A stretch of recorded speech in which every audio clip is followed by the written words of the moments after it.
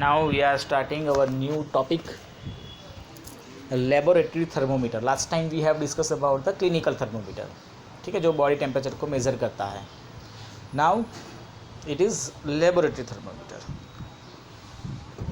तो how do we measure the temperature of the other objects? हमारे body का नहीं, आसपास वाले सभी ऑब्जेक्ट जो हैं उनका एक बॉडी टेम्परेचर मेज़र करना है. जैसे पानी है आपके पास, पानी का टेम्परेचर मेज़र करना है या एनीथिंग, ठीक है.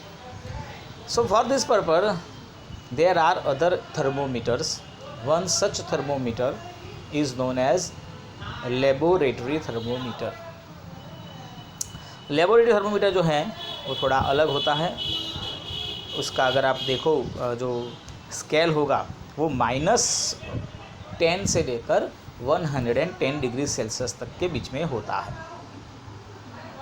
See, we have given here little bit of information regarding different types of thermometers are used for different purposes, and the maximum and the minimum temperature of the previous day reported in weather reports are measured by a thermometer called maximum minimum thermometer.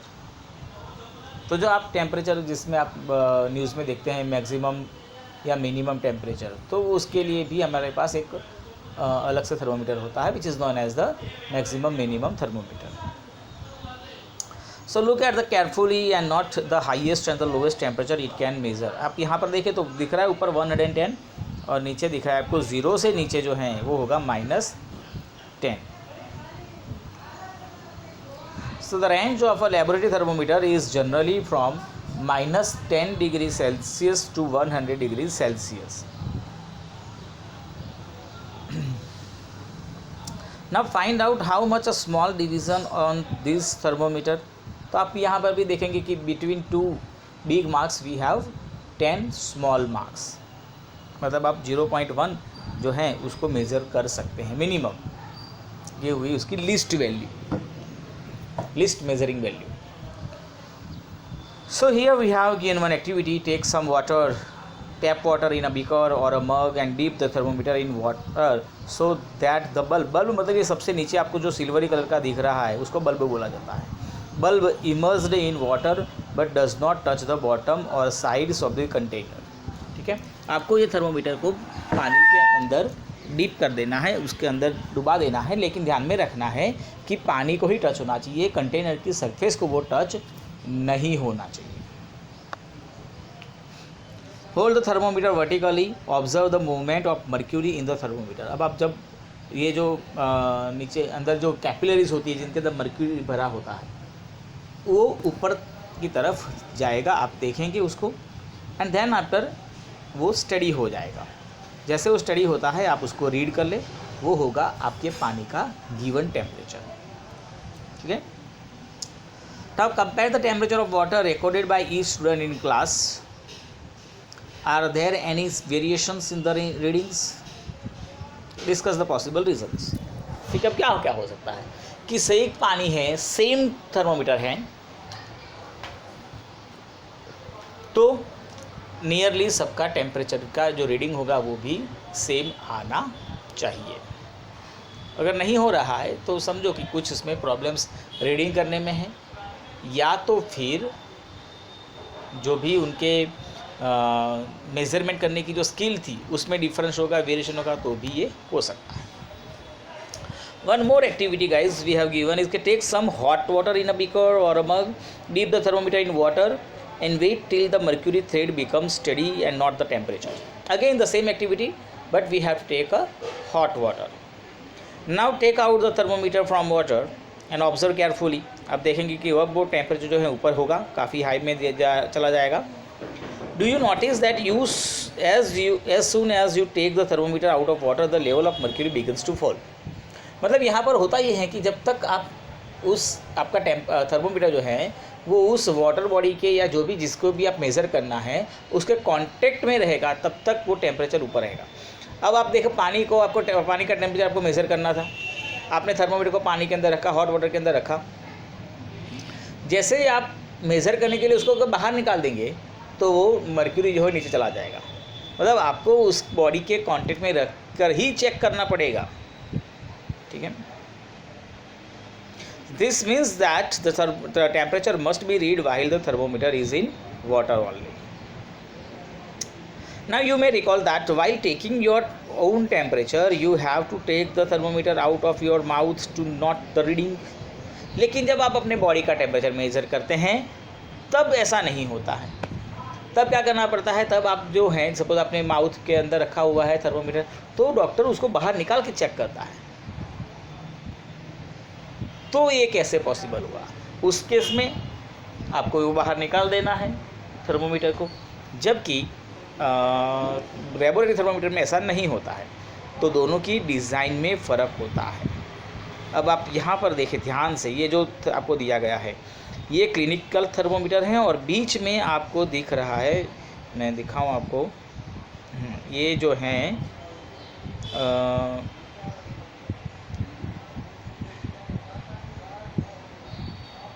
ये वाला, तो ये है, इसको बोला जाता है kink. This is known as kink. अब समझिए इसका क्या काम है, क्या रोल है। तो मर्क्यूरी जो है वो क्लिनिकल थर्मोमीटर में फॉल नहीं होगा, वो नीचे नहीं गिरेगा बिकॉज ऑफ द किंक। ये किंक जो हैं वो मर्क्यूरी को नीचे गिरने से रोकता है। मतलब ये कि जैसे ही बॉडी, ये थर्मोमीटर जो है क्लिनिकल थर्मोमीटर, वो बॉडी के कांटेक्ट में आता है और मर्क्यूरी राइज होता है। फिर जब उसको रिमूव करते हैं, बॉडी से अलग करते हैं, तो वो नीचे नहीं गिरेगा क्योंकि ये किंक उसको रोक देगा। आपने देखा होगा कि डॉक्टर्स जो हैं वो थर्मोमीटर से टेम्परेचर में चेक करने के बाद 1-2 बार जर्क देते हैं। जैसे आपकी पेन बंद हो जाती है, आप कैसे जर्क देते हो, उस तरह से वो जर्क देंगे। उससे क्या होगा कि टेम्परेचर जो मर्क्यूरी है वो नीचे आ जाएगा एंड उसको दूसरी बार वो यूज़ कर सकते हैं। नाउअडेज़ तो हमारे पास इस तरह के थर्मोमीटर्स अवेलेबल होते हैं बच्चों, ये वाले डिजिटल थर्मोमीटर, ठीक है। तो उसमें ये सब करने की ज़रूरत नहीं होती, यहाँ पर स्विच होती हैं, वो ऑन ऑफ करते हैं और इस तरह से अपना काम चल जाता है। तो ये थी कुछ मेथड टेम्परेचर को मेज़र करने की। हमारे पास 2 तरह के थर्मोमीटर होते हैं बच्चों, एक होता है क्लिनिकल थर्मोमीटर, एक होता है लेबोरेटरी थर्मोमीटर, ठीक है। दोनों की डिज़ाइन, दोनों का यूज़ करने का तरीका, दोनों की जो टेम्परेचर की रेंज है वो सब कुछ अलग अलग होता है। Now the next is transfer of heat. देखो हीट जो है वो एक जगह रहती नहीं है, मतलब it is transfer from higher temperature to lower temperature. So you might have observed that a frying pan becomes hot when kept on flame. It is because the heat passes from the flame to the utensils. आप कोई भी बर्तन gas stove के ऊपर रख दो, ठीक है, तो धीरे धीरे गर्म होने लगेगा। क्यों? क्योंकि उसने हीट एब्जॉर्ब की। हीट कहाँ से आई? बर्नर में से आई। तो वो पूरा जो वेसल है, अब देखो ऐसा नहीं होगा कि जो सरफेस फ्लेम के कांटेक्ट में वही गर्म होगी, पूरा आपका जो बर्तन है वो गर्म हो जाता है, क्योंकि वो हीट जो है वो पास होती है। And when the pan is removed from the fire, अब आप उसको वहाँ से बर्नर से उतार कर नीचे रख दो तो धीरे धीरे वो ठंडा हो जाएगा, ठीक है। तो हीट अब कहाँ गई? तो जो हीट मिली थी, मतलब कि जो उसने एब्जॉर्ब की थी फ्रॉम दिस फ्लेम या बर्नर, अब वो जो है वो धीरे धीरे करके वो एटमॉस्फेयर में उसको रिलीज़ कर दिया जाएगा। तो रिलीज़ करने के लिए क्या था? तो हमारे जो एटमॉस्फेयर था, वो एटमॉस्फेयर का जो टेम्परेचर था वो और जो पैन का टेम्परेचर था वो दोनों में डिफरेंस था। पैन ज़्यादा गर्म था, इसलिए वो क्या करेगा, हीट को सराउंडिंग एरिया में लॉस कर देता है। So now you can understand that in both cases the heat flows from the hotter object to colder object. अब क्या हुआ? अब देखो रूम टेम्परेचर पे रखा हुआ पैन है और उसको आपने ऐसे ही रूम पे छोड़ दिया तो उस पर कोई फ़र्क नहीं होगा, क्योंकि दोनों का टेम्परेचर सेम होगा। आप हॉट को रखोगे तो वो ठंडा हो जाएगा, और एकदम चिल्ड आपके पास वेसल है तो वो गर्म हो जाएगा। तो रीज़न ये है कि it is the transfer of heat is taking place from hotter to colder. In fact in all cases heat flows from hotter object to colder object. So how does heat flows, उसके regarding आपको एक activity है। ये activity आपने शायद की होगी। क्या है, कुछ नहीं, एक आपको एक लेना है, आयरन रॉड लेना है और उस आयरन रॉड के ऊपर आपको कुछ पिन्स लगा देनी है by the help of wax. अलग अलग डिस्टेंस पे लगा देनी है। फिर आपको जो जिस तरह से यहाँ पर अरेंजमेंट है उस तरह से अरेंजमेंट कर देना है और कोई एक एंड से आपको उसको गर्म करने का भी व्यवस्था कर देना है। कैंडल लगा दो या बर्नर लगा दो, कोई भी। जैसे जैसे वो गर्म होता जाएगा आप देखेंगे कि धीरे धीरे एक एक करके पिन जो है वो नीचे गिरेगी। पहले फर्स्ट वो गिरेगी, सब साथ में नहीं गिरेगी, ये याद रखना। पहले वो गिरेगी जो आपके कैंडल के फ्लेम के पास में थी, ठीक है, और फिर धीरे धीरे दूर वाली एक एक करके गिरती जाएगी। So the process by which heat is transferred from the hotter end to the colder end of an object is known as conduction. तो ये जो प्रोसेस है जहाँ पर हीट जो है वो हॉटर एंड से कोल्डर एंड में, मतलब ऑब्जेक्ट के अंदर ही एक एंड से दूसरे एंड की तरफ फ्लो होती हैं, उसको कहा जाता है conduction. Generally the heat is transferred by the process of conduction. अब आप देखो, जैसे आपने कोई वेसल रखा था, बर्तन रखा था आपने गैस के ऊपर और वो गर्म हो रहा है by the conduction, and all the substance conduct heat easily. You must have observed that the metallic pan or cooking has a plastic or wooden handle, ठीक है।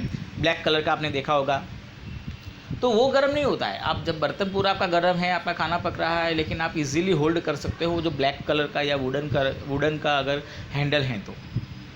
इसका मतलब ये हुआ कि each and every objects are not becoming hot and all objects are not being heated at the same rate.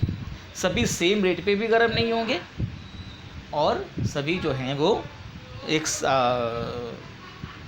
साथ एक जितना गर्म नहीं होते हैं, सभी गर्म भी नहीं होते हैं। क्यों ऐसा होता है? Because we have some objects which are good conductors and some of them are bad conductor. उसके लिए आपको क्या करना है, तो आप अलग अलग ऑब्जेक्ट्स लीजिए और उस ऑब्जेक्ट को फ्लेम के ऊपर रखकर चेक करिए गर्म हो रहे हैं कि नहीं हो रहे हैं। Very simple, okay. जो भी कुछ गर्म होंगे समझो कि वो हुआ आपका गुड कंडक्टर और जो नहीं हुआ वो हुआ समझो इंसुलेटर्स, ठीक है। तो by doing this we can conduct that कि we have two types of the objects, conductors and insulators. चलो यहाँ तक रखते हैं बच्चों। नेक्स्ट टॉपिक जो है वो अलग होगा, उसके बारे में हम देखेंगे कन्वेंशन के बारे में नेक्स्ट टॉपिक में, नेक्स्ट लेक्चर में।